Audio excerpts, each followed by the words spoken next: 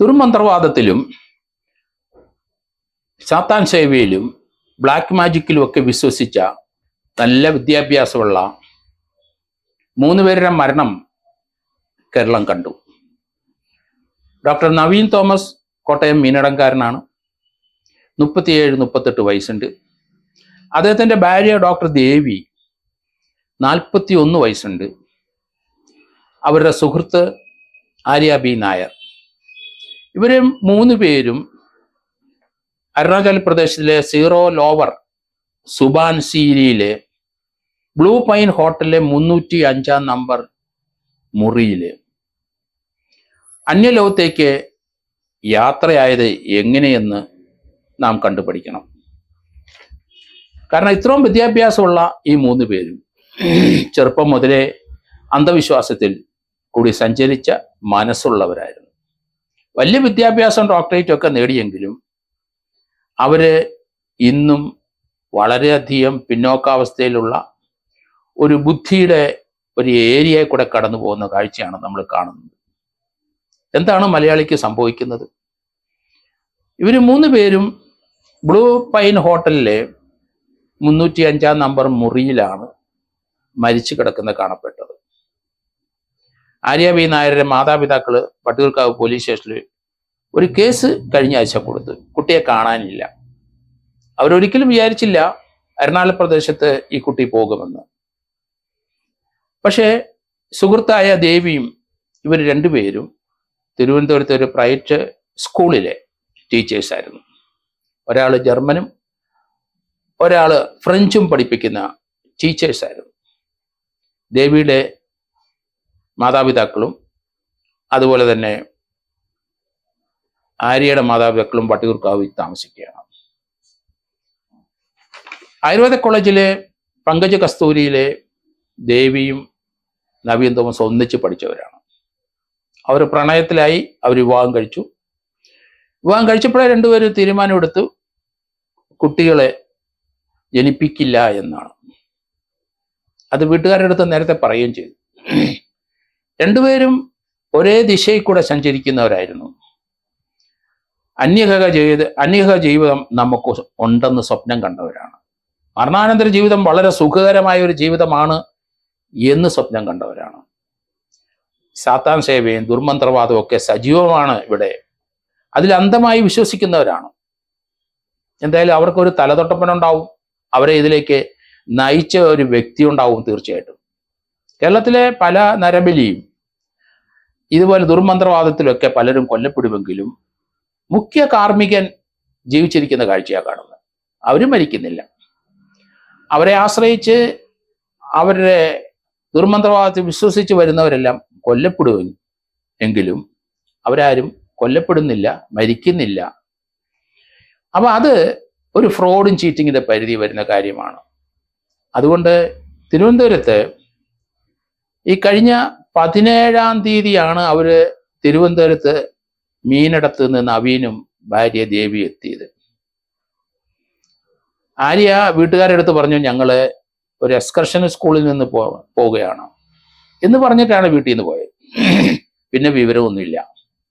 Phone switch off ആണ്. അങ്ങനെയാണ് അവർ complaint കൊടുത്തത്. പിന്നീടാണ് വിവരങ്ങൾ എത്തുന്നത്.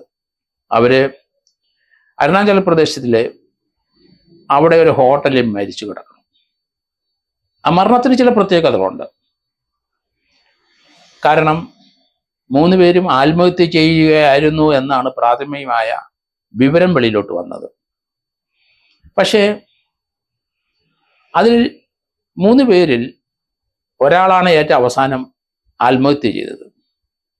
അതിനു മുമ്പ് ആര്യയും നവീൻ്റെ ഭാര്യ ദേവിയും ആ ഹോട്ടലിൽ മരിച്ചത് അവരുടെ ശരീരത്തിൽ നിന്ന് രക്തം വാർന്നൊഴുകി അബോധാവസ്ഥയിൽ പോയി അവര് പിന്നീട് മരണപ്പെടുകയായിരുന്നു.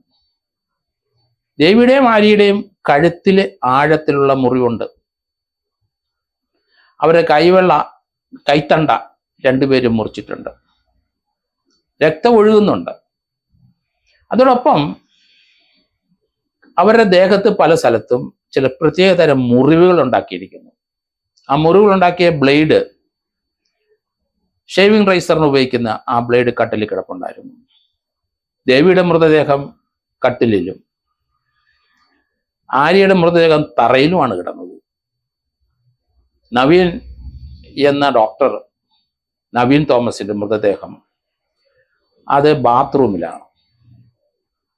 അയാളുടെ ഒരു കൈത്തണ്ടയില് ഞരമ്പ് മുറിച്ചിട്ടുണ്ട്. മറ്റുള്ള രണ്ടുപേരുടെയും രണ്ട് കൈത്തണ്ടയിലും ഞരമ്പ് മുറിച്ചിട്ടുണ്ട്. അതോടൊപ്പം കഴുത്തിൽ രണ്ടുപേരുടെയും കഴുത്തിൽ ആഴത്തില് മുറിവുകളുണ്ട്. അപ്പൊ അതൊരു കൊലപാതകമായിട്ട് നമുക്ക് കണക്കാക്കാൻ കഴിയുള്ളൂ. ആ കൊലപാതകത്തിന് ശേഷം നവീൻ തോമസ് ആത്മഹത്യ ചെയ്തു എന്ന് വേണം കരുതാൻ. എവിഡൻസ് അങ്ങനെയാണ് പോകുന്നത്. ആ മുറിയിലേക്ക് തുറക്കുന്ന വാതിലിന്റെ അടിഭാഗം സാധാരണ നമ്മുടെ വീട്ടിലും ഹോട്ടലിലൊക്കെ കാണാൻ ചെറിയ ഗ്യാപ്പ് ഉണ്ട്. ഒരു കൈവരൽ കക്ഷി ചിലപ്പോൾ ഇടാൻ പറ്റും. അത് തുണി കൊണ്ട് അടച്ചു വെച്ചിട്ടുണ്ട്. 2 ദിവസം കഴിഞ്ഞിട്ടാണ് ഈ മൃതദേഹം ഹോട്ടൽ ജീവനക്കാർ 305 നമ്പർ മുറിയിൽ കാണപ്പെടുന്നത് തന്നെ. എന്തുകൊണ്ടാണ് ഇവർ കേരളത്തിൽ നിന്ന് ബംഗാൾ വഴി, ആസാം വഴി അരുണാചൽ പ്രദേശത്തിൽ പോയത്? അരുണാചൽ പ്രദേശത്ത് അവിടെ വലിയ മൗണ്ടൻസ് അല്ലെങ്കിൽ വലിയ പർവ്വതനിരകളുണ്ട്. മഞ്ഞ് മൂടിക്കിടക്കുന്ന അന്തരീക്ഷമാണ്. അവിടുത്തെ അന്തരീക്ഷം തന്നെ വലിയ പ്രത്യേകതയുള്ളതാണ്. അതൊരു ഹോണ്ടിങ് ആയിട്ടുള്ള ഒരു ഏരിയ എന്ന് പറയേണ്ടി വരും. അവിടെയാണ് ഇവര് അന്യഗ്രഹത്തിലേക്ക് അല്ലെങ്കിൽ മറ്റു സ്ഥലത്തേക്ക് ആത്മാവ് പോയി ജീവിക്കാൻ തയ്യാറെടുത്തത്. ഏതായാലും വർഷങ്ങളായി ഡോക്ടർ നവീൻ തോമസ് ഈ അബദ്ധ സഞ്ചാരത്തിൽ നിന്ന് കൂടെ പോവുകയായിരുന്നു. അയാള് ഇനിയൊരു ജന്മമുണ്ട്, ഇതിൽ നല്ലൊരു ജന്മമുണ്ടെന്ന് അന്ധമായി വിശ്വസിക്കുന്നു. ആ വിശ്വാസത്തിലേക്ക് എങ്ങനെ വന്നു? അയാള് ഇന്റർനെറ്റില് നിരന്തരം തേടി അവിടെ ധാരാളം അതിൽ നിന്ന് ബ്ലാക്ക് മാജിക്കിന്റെയും സാത്താൻ സേവയുടെയും ഒക്കെ ലിറ്ററേച്ചർ ഡൗൺലോഡ് ചെയ്തെടുത്തിട്ടുണ്ട്. ചില പുസ്തകങ്ങളും 500 പേജുള്ള പുസ്തകങ്ങൾ, 1000 പേജുള്ള പുസ്തകങ്ങൾ, സാത്താൻ സേവയെ പറ്റിയുള്ള പുസ്തകങ്ങൾ ധാരാളം ഡൗൺലോഡ് ചെയ്ത് എടുത്തിരിക്കുന്നത് കാണാം.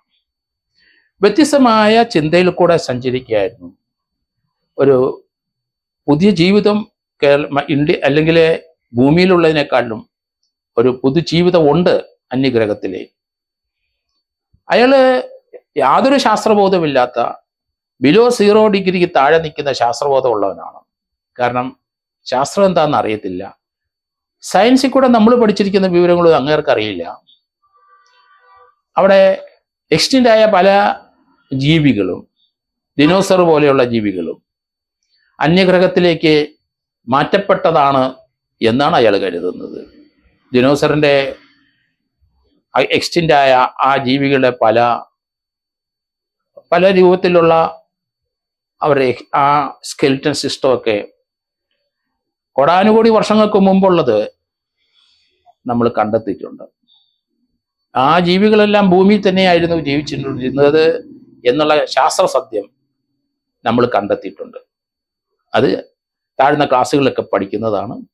അതുപോലും ഇല്ലാതെ ഇവർ വേറെ ഏതോ ലോകത്തേക്ക് സഞ്ചരിക്കുന്ന മനസ്സുമായിട്ട് നടക്കുകയായിരുന്നു ഇത്രയും വർഷം. ഒരു തീവ്രവാദിയാണ് ഇക്കാര്യത്തിലെ നവീൻ എന്ന് പറയേണ്ടി വരും. നവീനും ദേവിയും മൂവരും ഒരേ പാതയെ സഞ്ചരിക്കുകയും ദുർമന്ത്രവാദത്തെ വിശ്വസിക്കുകയും ചെയ്തിരുന്നു എന്നത് നമ്മൾ നിഷേധിക്കാൻ കഴിയില്ല. അവർ വേറൊരു ലോകത്താണ്. കേരളത്തിലെ അല്ലെങ്കിൽ അവരുടെ മാതാപിതാക്കളെയൊക്കെ വിട്ട് അവരിൽ നിന്നൊക്കെ മാറി അവർ ഒളിച്ചും പാത്തും ജീവിക്കുകയായിരുന്നു. അതിലൊരു സുഖവും രസവും ചിലപ്പോൾ ഒരു അനുഭൂതി അവർക്കുണ്ടായിരിക്കാം. പക്ഷെ കഴിഞ്ഞ 17-ന് നവീനും ഭാര്യയും കോട്ടയത്ത് നിന്ന് അവിടെ നിന്ന് യാത്ര തിരിച്ചതായിട്ടാണ് ഇപ്പം മനസ്സിൽ. പിന്നെ അങ്ങോട്ട് പോയിട്ടില്ല. ഏകദേശം 10-14 ദിവസം എവിടെയായിരുന്നു? 10 ദിവസം അജ്ഞാതമായ തിരുവനന്തപുരം മേഖലയിൽ എവിടെയോ ആയിരുന്നു. 4 ദിവസം കഴക്കൂട്ടത്തുണ്ടായിരുന്നു എന്ന് കണ്ടെത്തിയിട്ടുണ്ട്. ആരാണ് ഇവരെ മെൻറ്റി ചെയ്തെടുത്തത്? ആരെ പുറകെയാണ് ഇവർ നടന്നത്? ആരാണ് ഇവർക്ക് അഡ്വൈസ് കൊടുത്തോണ്ടിരുന്നത്? അത് പോലീസ് കണ്ടെത്തിയേ വെക്കുള്ളൂ. ആക്ഷൻ കമ്മീഷണർ കന്റോൺമെന്റിന്റെ നേതൃത്വത്തിൽ 6 അംഗ സംഘത്തിന്റെ അന്വേഷണം തുടങ്ങിയിട്ടുണ്ട്. കേരളത്തിലെ ഇതുപോലെയുള്ള സമാനമായ ധാരാളം സംഭവങ്ങൾ ഉണ്ടായിട്ടുണ്ട്. നമുക്കിതൊക്കെ അറിയാം. നമുക്ക് കട്ടപ്പനയിലെ അടുത്ത കാലത്ത് കഴിഞ്ഞ മാസം ഉണ്ടായ ആ ദുർമന്ത്രവാദവും സാത്തൻ സേവയും വിജയൻ എന്നൊരാളെ കൊന്ന്, അവരുടെ സ്വന്തം മകനും പൂജാരിയും ചേർന്ന് വിജയൻ എന്നൊരാളെ കൊന്ന് വീടിനുള്ളിൽ കുഴിച്ചു മൂടി മന്ത്രവാദത്തിന് ശേഷം. അതുപോലെ തന്നെ നമുക്കറിയാം എലന്തൂരിലെ 2 മനുഷ്യജീവികളെ മന്ത്രവാദത്തിൽ കൊന്ന് അതിൻ്റെ മാംസളമായ ഭാഗങ്ങൾ ഭക്ഷിച്ചു എന്ന് വരെ പറയുന്നത് കേട്ടു. ഇനിയുണ്ട് കമ്പക്കാനം കൃഷ്ണൻകുട്ടി, തൊടുപുഴ കമ്പക്കാനത്ത് കൃഷ്ണൻകുട്ടി എന്ന മന്ത്രവാദിയും അദ്ദേഹത്തിന്റെ ഭാര്യയെയും 2 മക്കളെയും മൈനറായ ഒരു കുട്ടി ഉൾപ്പെടെ അവരെ 4 പേരെയും ആ കമ്പക്കാനത്തുള്ള മന്ത്രവാദി കൃഷ്ണൻകുട്ടിയുടെ ശിഷ്യൻ അവരെ കൊലപ്പെടുത്തി ഒരു കുഴിയിൽ അടക്കിയതൊക്കെ നമ്മൾ കണ്ടു. കേരളത്തിലെ ജനങ്ങൾ വലിയ അഭ്യുദയവിസ്ഥയിലാണ്.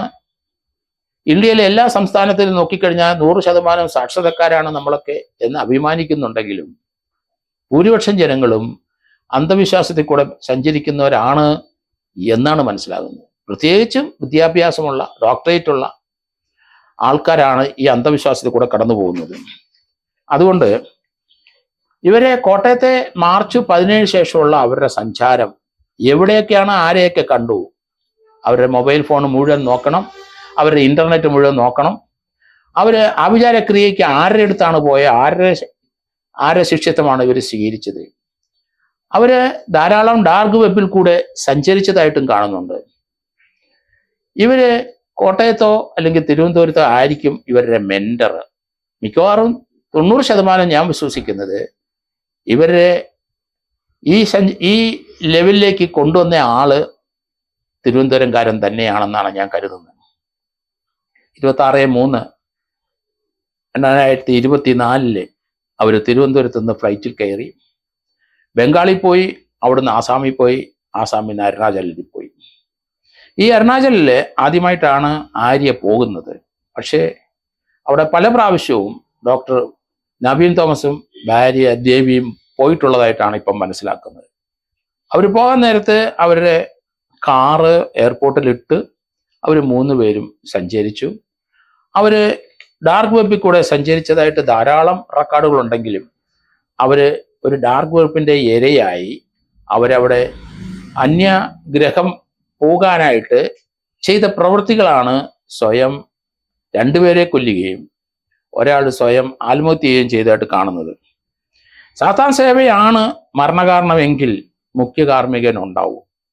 അയാളെ കണ്ടെത്തണം കന്റോൺമെന്റ് പോലീസിലെ അഡീഷണൽ കമ്മീഷണർ സംഘവും. അവർ നിരന്തരം ഈ കേസിന്റെ പുറകിൽ പോകണം. ഇതിൻ്റെ എല്ലാ രംഗത്തും ഒരു സഞ്ചാരം നടത്തി ഇതിലേക്ക് ഇവർ എങ്ങനെയാണ് ആദ്യമായിട്ട് വന്ന് ചാടിയത്, നവീനാണ് ഇവരെ 2 പേരെയും ഈ കുഴി ചാടിച്ചതെന്ന് ഇവർ കൃത്യമാണ്. നവീൻ എങ്ങനെ ഈ ആഭിചാരക്രിയയിൽ ചെന്ന് ചാടി, ഒരു ഡോക്ടറേറ്റുള്ള അല്ലെങ്കിൽ ആയുർവേദ ഡോക്ടറായ അദ്ദേഹം, ശാസ്ത്രം പഠിച്ച അദ്ദേഹം എങ്ങനെയാണ് ഈ അന്ധവിശ്വാസത്തിലേക്ക് ചെന്ന് ചാടിയതിനെ പറ്റിയൊക്കെ ഇനി വളരെയധികം റിസർച്ച് ചെയ്യേണ്ടതുണ്ട്. ബ്ലാക്ക് മാജിക്കിൻ്റെ 3 പേർക്കും വിശ്വാസം ഉണ്ടെന്നുള്ള കാര്യത്തിൽ യാതൊരു സംശയമില്ല. അതിലേക്ക് അന്വേഷണം നീണ്ടുവന്നാലേ നമുക്ക് കുറേയധികം കാര്യങ്ങൾ ഇനി മനസ്സിലാക്കേണ്ടിയിരിക്കുന്നു. എന്തുകൊണ്ട് ഇവര് അരുണാചൽ പ്രദേശത്തിലെ സീറോ ലോവർ സുബാൻസീരിയിലെ ആ അന്തരീക്ഷത്തിൽ പോയി, പർവ്വതങ്ങളും മഞ്ഞുകളും അവിടുത്തെ അന്തരീക്ഷം തന്നെ വളരെ വ്യത്യാസമാണെന്നാണ് ഞാൻ കരുതുന്നത്. ആ അലൗകികമായ മരണത്തിലേക്കുള്ള ആനന്ദം കണ്ടെത്താൻ അവിടെ ചെന്ന് ചേർന്നത് എന്തുകൊണ്ട് എന്ന് പ്രസക്തമായ ചോദ്യം നിലനിൽക്കുന്നു.